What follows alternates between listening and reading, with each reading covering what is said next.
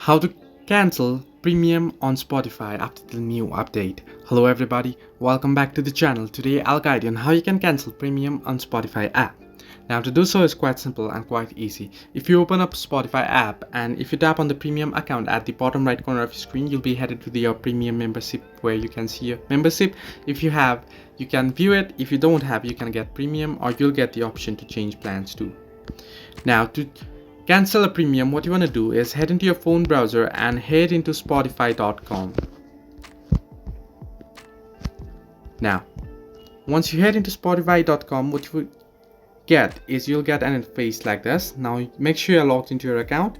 Now, I've already logged into my account. Simply tap on settings icon here and then tap on the premium option that you can see on the screen.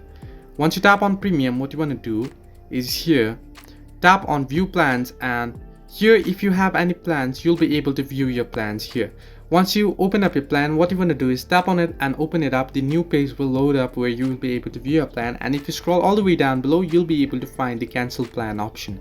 I won't be able to show you here, but that's the way you can do it.